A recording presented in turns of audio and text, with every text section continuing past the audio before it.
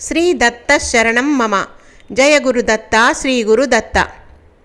శ్రీ దత్తాత్రేయ స్వామి కార్తవీర్యార్జునుడితో ఇంకా ఇలా తెలుపుతున్నారు. నిత్యానిత్య వస్తు వివేకం, ఫలభోగ విరక్తి, శమదమాది షట్క సంపత్తి, ముముక్షుత్వం అనే సాధనా చతుష్టయాన్ని సమకూర్చుకుని సద్గురువును ఆశ్రయించాలి. శ్రవణ, మనన, నిధిధ్యాస, ధారణాదులను అవలంబించాలి. దయాళుడైన సద్గురువు తత్వమసి వంటి తత్వనిశ్చాయకాలైన మహావాక్యాలను ఉపదేశిస్తాడు. వాటి అర్థాన్ని షడ్విధ లింగాలతో మనస్సులో చర్చించుకుని అవధారణ చేయాలి. దీనినే శ్రవణం అంటారు. శ్రవణం తదితి ప్రోక్తమవధారణ లక్షణం. ఈ వాక్యాన్ని క్లుప్తంగా వివరిస్తాను విను. తత్ పదంతో పరబ్రహ్మను, త్వం పదంతో పురుషుణ్ణి అనగా జీవుణ్ణి చెప్పి, అసి పదంతో ఈ రెండింటి ఐక్యాన్ని బోధిస్తుంది ఈ మహావాక్యం. తత్ అనేది పరోక్షం, త్వం అనేది సన్నిహితం. త్వంను ఉద్దేశించే తత్పదాన్ని చెప్పింది వేదం. త్వం పదార్థమైన జీవుడు సంసారి, తత్పదార్థమైన పరబ్రహ్మం సంసార విరహితం. మరి ఇవి రెండూ ఏకమవ్వడం ఎలాగా? అది చెబుతున్నాను విను. దేవదత్తుడు అనేవాణ్ణి ఎప్పుడో ఎక్కడో చూశావు. కొన్ని సంవత్సరాలు గడిచాక ముసలివాడైన దేవదత్తుణ్ణి మరొక చోట ఎక్కడో మళ్ళీ చూశావు. ప్రదేశము, అవస్థ, యవ్వనము, ముసలితనము వగైరాలన్నింటినీ విడిచిపెట్టి ఆ దేవదత్తుడు ఇతడే అని గుర్తిస్తున్నావు కదా. అలాగే ఇక్కడ తత్ త్వం పదార్థాలను గుర్తించాలి. త్వం పదానికి సంసారి అని వాచ్యార్థం నిశ్చయమైనది. మాయావృతుడైన ఆ సంసారి కర్త, భోక్త, సుఖీ, దుఃఖీ అని చెప్పబడుతున్నాడు. నిజం ఆలోచిస్తే సచ్చిదానంద స్వరూపుడైన పరబ్రహ్మమే సంసారి. ఇది వాచ్యార్థం. ఇంకా తత్పదానికి వాచ్యార్థం సర్వజ్ఞుడైన శివుడు. అంటే మాయావృతమైన పరబ్రహ్మం సృష్టి ఆది కార్యాలు చేస్తూ ఈశ్వరుడైనాడు కనుక ఒక అంశం చిద్రూప పరబ్రహ్మము, ఇది లక్ష్యార్థం. రెండవ అంశం సర్వజ్ఞ పరమేశ్వరుడు, ఇది వాచ్యార్థం. ఇప్పుడు రెండింటిలోనూ రెండవ అంశాలుగా ఉన్న వాచ్యార్థాలను తొలగిస్తే రెండింటా మిగిలేది లక్ష్యార్థమైన ఒక్క పరబ్రహ్మమే. ఇలా అల్పుడైన జీవుడు, సర్వజ్ఞుడైన ఈశ్వరుడు ఏకమవుతున్నారు.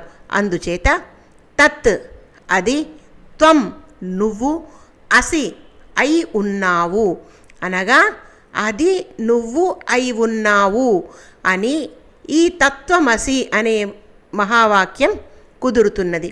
కాబట్టి బ్రహ్మమే నువ్వు, నువ్వే బ్రహ్మము, ఇద్దరికీ భేదము లేదు. అంటే దుఃఖిత్వాన్ని పరిత్యజించి త్వం పదార్థమే తత్పదార్థమవుతుంది. నువ్వే బ్రహ్మస్వరూపుడవు అనగా ఆత్మస్వరూపుడవవుతావు. ఈ తత్ త్వం పదార్థాలు పరస్పరం విశేషణ విశేష్యభావం పొందుతున్నాయి. దుఃఖిత్వాన్ని పరిత్యజించి నువ్వే బ్రహ్మరూపుడవు అనే వాక్యం పరోక్ష జ్ఞానబోధకం. బ్రహ్మమే నువ్వు అనే వాక్యం అపరోక్ష అనగా ప్రత్యక్ష జ్ఞానబోధకం. ఈ మహావాక్యానికి ఇలా ఒక అంశాన్ని విడిచిపెట్టి మరొక అంశాన్ని విడిచిపెట్టకుండా సమన్వయించడాన్ని జహద జహల్లక్షణ అంటారు. వేదంలో జ్ఞానకాండ అనుసరించిన పద్ధతి ఇది. తక్కిన ఉపాసనాకాండ, కర్మకాండల తాత్పర్యం కూడా ఇదేనని వేదజ్ఞుల నిర్ణయం. ఇది స్థూలమంతులకు దురజ్ఞేయం, సూక్ష్మబుద్ధులకు సుజ్ఞేయం.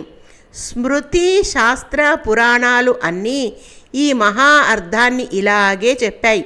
దీన్ని గ్రహించలేని కొందరు మూఢులు పండితం మన్యులై వేదాన్ని ప్రవృత్తిపరం అంటున్నారు. ఇది అసమంజసం. వేద తాత్పర్య నిర్ణయానికి షడ్విధ లింగాలున్నాయి. వాటిని చెబుతాను, తెలుసుకో. శాస్త్రంలో ప్రకరణాన్ని ఏ విధంలో ఆరంభిస్తారో దానితోనే ముగిస్తారు. ఇది ఒక లింగం. ఉపక్రమోప సంహారములు అంటారు. ఆగమాల్లో ఒకే విషయాన్ని పౌనఃపున్యంగా చెబుతూ ఉంటారు. దీనిని అభ్యాసం అంటారు. ఈ అంశాన్ని ఈ శాస్త్రంతోనే తెలుసుకోవాలి, ప్రమాణాంతరం లేదు అన్నట్లయితే అది అపూర్వత. అజ్ఞానాంధకారం తొలగిపోవడం అనే ప్రయోజనమే ఫలం. ఇది 4వ లింగం. చెప్పిన దాన్ని దృఢపరచడం కోసం బహువిధాలా ప్రశంసించడం అర్థవాదం. శాస్త్రార్థ వినిశ్చయంలోని తర్కాన్ని ఉపపత్తి అంటారు. ఇలా తాత్పర్య నిర్ణయానికి 6 లింగాలు అనగా ప్రమాణాలు ఉన్నాయి. గురువు దగ్గర విన్నదాన్ని వివిధ ఉపాయాలతో యుక్తులతో బాగా పరిచింతనం చేయాలి. దీనినే మననం అంటారు. శృతానికి అనగా విన్నదానికి మననం లేకపోతే అది నిలవదు, జారిపోతుంది. మననము అనేది ఒక యోగాంగం. యోగసిద్ధిని కోరుకునే ముముక్షువులు ఈ యోగాంగాలను పాటించాలి. ఇవి 8 అని కొందరు, 6 అని కొందరు పరిగణిస్తున్నారు. సంప్రదాయ విశుద్ధి కోసం వాటిని కూడా విశదీకరిస్తున్నాను, గ్రహించు. అష్టాంగయోగ ఇత్యాహు షడంగ ఇతి చాపరే అని అంటారు. అంటూ దత్తాత్రేయ స్వామి ఇంకా ఇలా వివరిస్తున్నారు. యమం, నియమం, ఆసనం, ప్రాణాయామం, ప్రత్యాహారం, ధారణ, ధ్యానం ఇవి 7 అంగాలు. అష్టమాంగం సమాధినే ఫలము అంటారు. వీటిలో మొదటి యమ నియమములు 2 యోగులకే కాదు, ఏ మార్గంలో ఉన్నవారికైనా అందరికీ సర్వసాధారణంగా ఉండవలసినవే గనుక ఆసన ప్రాణాయామం నుంచి మొదలుపెట్టి యోగానికి షడంగాలే అంటున్నారు. మరికొందరు ఆసనము సర్వసాధారణమే కనుక ప్రాణాయామం నుండి పరిగణిస్తున్నారు. సమాధిని సవికల్పమని నిర్వికల్పమని విభజిస్తున్నారు. ఇలాగే వీరికి షడంగాలే అవుతున్నాయి. మొదటి రెండింటిని వదిలి సమాధి ద్వైవిధ్యాన్ని అంగీకరించి సప్తాంగములతోనే అష్టాంగయోగమన్నవారు కూడా ఉన్నారు. వీటిలో యమములు 10: అహింస, సత్యం, ఆస్తేయం అనగా అచౌర్యం, దొంగతనం చేయకుండుట అని అర్థం, బ్రహ్మచర్యం, అపరిగ్రహం, ఆస్తిక్యం, మౌనం, అభయం, అసంగం, లజ్జ. నియమాలు కూడా 10: శౌచం, ఆచమనం, స్నానం, స్వాధ్యాయం, ఇజ్వ, మదర్చనం, తపం, జపం, సంతోషం, తీర్థసేవ. జాను ఊరువుల మధ్య పాదతలాన్ని ప్రవేశపెట్టి రుజుకాయుడై కూర్చుంటే స్వస్తికం అంటారు. ఇలాంటి ఆసనాలు అనేకమున్నాయి. ఎవరికి ఏది సుఖంగా ఉంటుందో ఆ ఆసనం వేసి యోగ సాధనకు కూర్చోవాలి. నిర్జనము, నిశ్శబ్దము, నిరుపద్రవము, సుఖప్రదము అయిన సమతల ప్రదేశములో దర్భాసనం పరచి దానిమీద కృష్ణాజినం అనగా జింక చర్మం పరచి సమకాయ శిరోగ్రీవుడై అనగా వెన్నెముక నిటారుగా పెట్టి కూర్చున్నవాడై పద్మాసనము లేదా మరొకటో వేసి కూర్చుని అనుకూలముగా కూర్చుని యోగాభ్యాసం చేయాలి. స్థిరంగా నిశ్చలంగా పరమాత్మను ధ్యానించాలి. ముందుగా మనస్సులో ఉండే మలినాలను తొలచి వేసేందుకు ప్రాణాయామం చేయాలి. దీనికోసం ఎంత శ్రమ పడినా పర్వాలేదు. ప్రాణవాయువును నియంత్రించగలిగితే మనస్సును జయించినట్లే. ప్రాణము, మనస్సు అనేవి జోడు గిత్తల్లాంటివి. బండిని వేగంగా లాగుతూ ఉంటాయి. వీటిలో ఒక గిత్త కొమ్ములకు పగ్గం వేసి అదుపు చేస్తే రెండవ గిత్త కూడా తనంతట తానే అదుపు అవుతుంది. అలాగే ప్రాణవాయువునకు పగ్గం వేస్తే మనస్సు లొంగి వస్తుంది. కొందరు సత్కర్మాచరణంతో ముందుగా మనశ్శుద్ధిని సాధించి నన్ను అర్చించి అటుపైన వశ్యప్రాణులవుతున్నారు. ఇలా ఏదో క్రమాన మనఃప్రాణాలను వశపరుచుకుని మిగతా ధారణాది యోగాంగాలను ఆచరించాలి. ముందుగా ప్రాణాయామం చేసే పద్ధతిని బోధిస్తాను, గ్రహించు. ఇందులో 3 దశలున్నాయి. ఎడమ ముక్కుతో వాయువును పూరించి ఊపిరితిత్తులలో కుంభించి కుడి ముక్కుతో బయటికి వదిలిపెట్టాలి.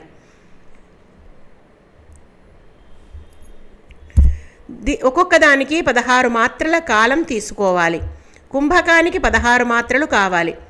వాయువుని పూరించుకోవడాన్ని, వాయువును పీల్చడాన్ని కుంభకం అంటారు. పూరకానికి 64 మాత్రల కాలం. పూరకము అంటే పీల్చిన గాలిని లోపల ఆపి ఉంచడం. రేచకానికి 32 మాత్రల కాలం. రేచకము అంటే ఆపి ఉంచిన గాలిని వదిలివేయడం. అన్నీ పదమంజరి టీక నుండి తీసుకోబడినాయి. ఎడమ ముక్కుతో పూరించి కుడి ముక్కుతో రేచకం చేసినట్లే కుడి ముక్కుతో పూరించి ఎడమ ముక్కుతోనూ విడవవలను. పూరించి లోపల కుంభించినట్లే వాయువును విడిచిపెట్టి బయట కుంభించవచ్చు. ఈ ప్రాణాయామం వల్ల పిండ శుద్ధి, శరీర శుద్ధి అవుతుంది. శరీరంలోని వాతపిత్తాది ప్రకోపాలు సమస్తము శాంతిస్తాయి. బాహ్య ప్రాణాయామము, అంతఃప్రాణాయామము రెండూ చేయవచ్చు. నాడీ ద్వారాలు అన్నీ నిర్మలినాలు అవుతాయి. క్రమాభ్యాసంలో యోగి నిరోగి అవుతాడు, అనగా రోగములు లేనివాడవుతాడు. ఈ ప్రాణాయామంలో సబీజము, నిర్బీజము అని రెండు విధాలున్నాయి. ప్రణవమంత్ర సహితమైతే సబీజం, ప్రణవమంత్రరహితమైతే నిర్బీజం. వీటినే సగర్భము, నిర్గర్భము అని కూడా అంటారు. ప్రాణవాయువు ఇలా వశమైన తరువాత విషయ సుఖాల నుంచి, ఇంద్రియ సుఖాల నుంచి ఇంద్రియాలను మనస్సుతో ప్రయత్నపూర్వకంగా ఉపసంహరించాలి. దీనినే ప్రత్యాహారం అంటారు. ఇంద్రియాలను ఉపసంహరించడమే ప్రత్యాహారం, అనగా విషయ సుఖాల నుండి ఇంద్రియాలను ప్రయత్నపూర్వకంగా మరలించడం. ఇక ధారణ. ధారణ అంటే ఆత్మలో మనస్సును నిలపడం. ఇది సగుణమని, నిర్గుణమని రెండు రకాలు. చెదిరిపోయే మనస్సును మాటిమాటికి ప్రయత్నపూర్వకంగా బంధించి తెచ్చి ఆత్మలో స్థిరపరచాలి. దీనికి అభ్యాస బలం చాలా కావాలి. అలా స్థిరీకరించడాన్నే ధ్యానం అంటారు. మరికొందరు ఏమన్నారంటే 12 ప్రాణాయామాలు ఒక ప్రత్యాహారమని, 12 ప్రత్యాహారాలు ఒక ధారణ అని, 12 ధారణలు ఒక ధ్యానమని, 12 ధ్యానాలు ఒక సవికల్ప సమాధి అని చెప్పారు. ఈ అష్ట యోగాంగాలతో మనస్సుని స్థిరపరచుకుని అది మననక్షమం అయ్యాక పరమాత్మను గురించి వేదశాస్త్రాలు చెప్పిన మహావాక్యాలని ఏకార్థ సమన్వయంతో మననం చేయాలి. నిరంతర మననాన్నే పెద్దలు ధ్యానమన్నారు. సవికల్ప సమాధినే నిధిధ్యాసము అంటారు. విజాతీయులైన కామక్రోధాదుల్ని నిరసించి అహం బ్రహ్మస్మి అనే సజాతీయ భావనను నిరంతరంగా ప్రవాహ సదృశంగా సాగించవలసిన స్థితి నిధిధ్యానం.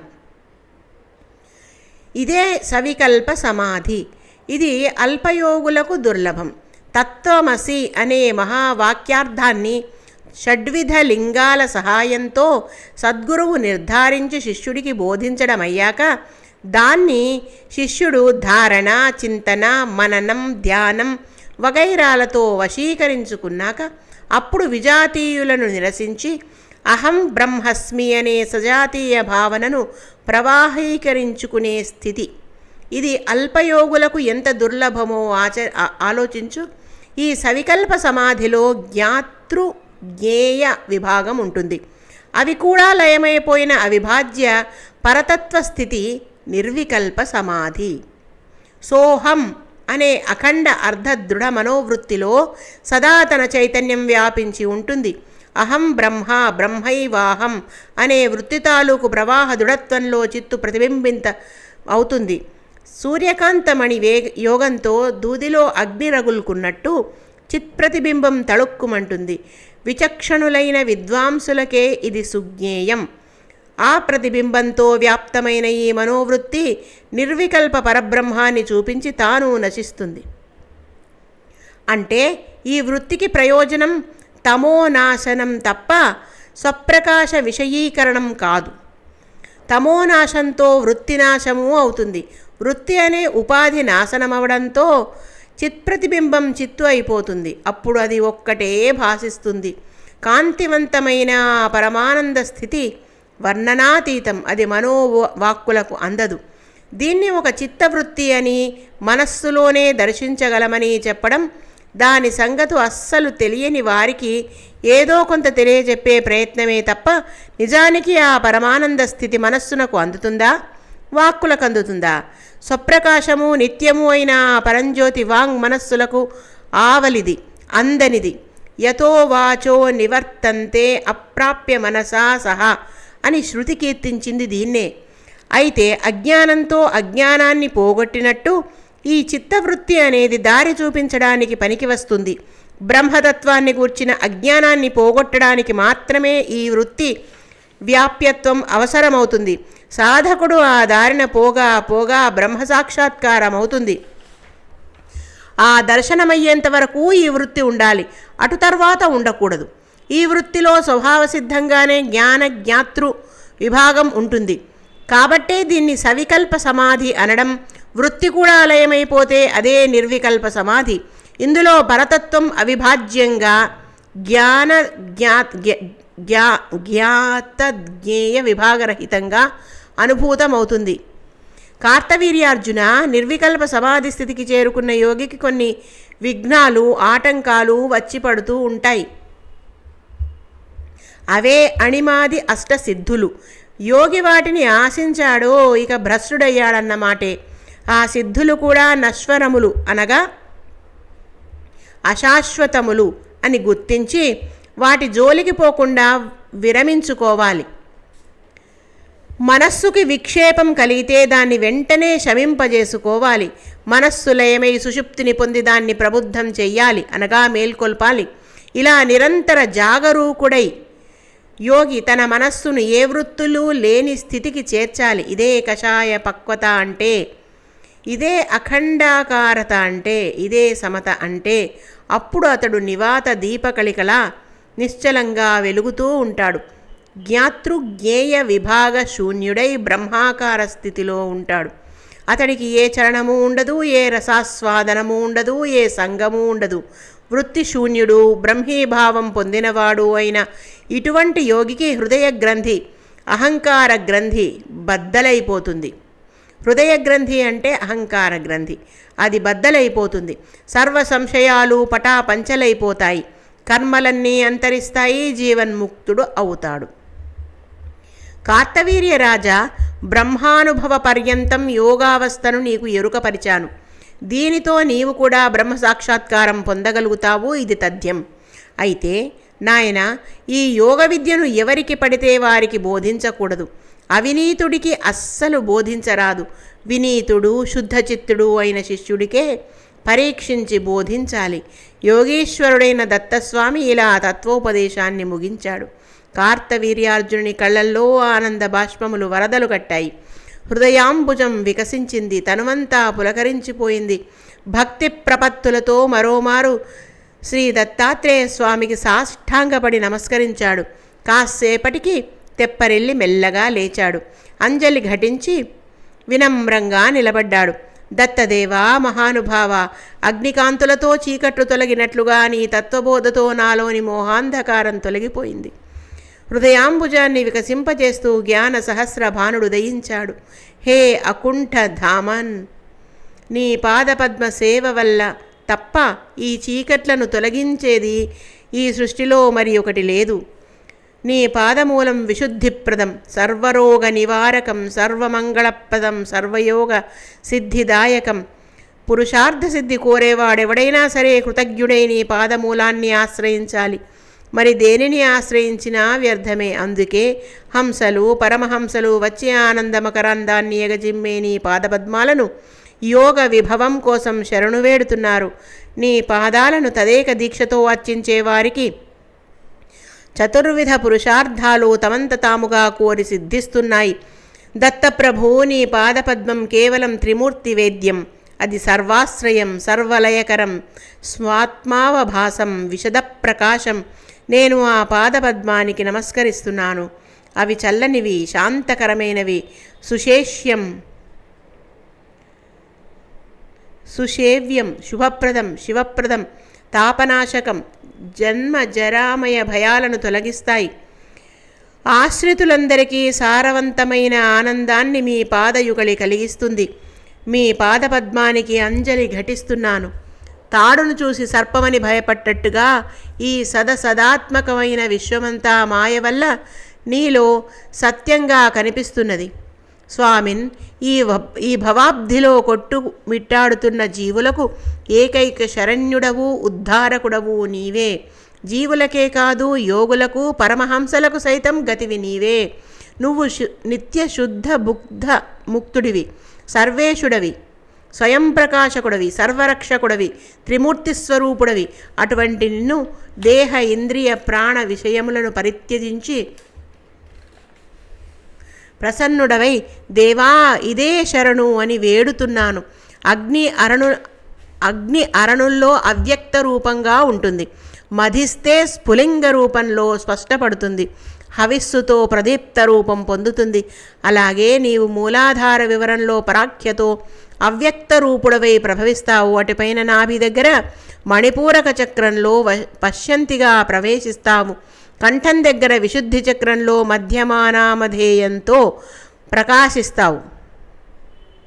చివరకు ముఖం నుండి అక్షరాకృతితో వైఖరీ నామధేయంతో స్పష్టపడతావు. శబ్ద బ్రహ్మమా నీకివే నా నమస్సులు. దేవా నీవే త్రివృత్తు అబ్జయోనివి. ఈశుడవు, అవ్యక్తుడవు, అద్వితీయుడవు, అంతా నీవే. వయస్సుతో మహాత్ముడవు, ఆద్యుడవు. బీజాలు క్షేత్రంలో ప్రవేశించి ఆశ్లిష్ట శక్తులై బహురూపాలతో ప్రకాశం పొందినట్లు ఈ సృష్టిలో సర్వత్రా తానై విరాజిల్లే మీకు వందనములు. పటతంతు న్యాయంగా ఈ విశ్వం నీలో ఓతప్రోతమైనది. మాయలో నీవే అనేక రూపాలుగా భాసిస్తున్నావు కనుక ద్వితీయ భాసం లేదు. అద్వితీయుడవు, ఆత్మస్వరూపుడవు, సచ్చిదానందుడవు, నీకిదే నమస్కరిస్తున్నాను. మాయా విభాసమైన ఈ జగత్తు అనే వృక్షానికి పుణ్యపాపాలు విత్తనములు, వాసనలు వ్రేళ్ళు, సత్వరజోస్తమో గుణాలు నాళాలు, దశేంద్రియాలు శాఖలు, పంచమహాభూతాలే స్కందాలు, వాతపిత్త శ్లేష్మాలు 3 వల్కలాలు. జీవుడు ఈశ్వరుడు అనే ఈ పక్షి జంటకు ఇది గూడు. గృహస్థులు దీన్ని దుఃఖఫలానికి హంసలు, పరమహంసలు దీని సుఖఫలాన్ని అనుభవిస్తున్నారు. ధీరులైన వారు వాడి అయిన విద్యా కుఠారంతో అనగా కొడవలితో దీన్ని సమూలంగా ఖండించి నీలో ఐక్యం పొందుతున్నారు. అఖిల హేతు సర్వసార సురేష స్వజన సుఖద శీల దేవవేద్య పురాణ పురుష ఋషభ ఆద్య విశ్వవంద్య ముకుంద చిత్ప్రకాశ పాప సముద్రం నుండి బయటపడిన నేను నీకిదే నమస్కరిస్తున్నాను. గురు, గురుతర, గురుగమ్య, గుణాకార, గురుత్తమ, దేవ, దేవవంద్య పదాంబుజ నీకిదే ప్రణమిల్లుతున్నాను అంటూ కార్తవీర్యార్జునుడు కృతజ్ఞుడై చేసిన స్తుతికి సకల దేవతా పతాక భూమి అయిన శ్రీ దత్తాత్రేయ స్వామి వారి హృదయ నేత్ర వదనారవిందాలు నిండుగా వికసించాయి. ప్రేమ తొణికిసలాడే చూపులతో కటాక్షించి ఇంకా ఇలా పలికాడు. శ్రీదత్త శరణం మమ. జయ గురుదత్త, శ్రీ గురుదత్త.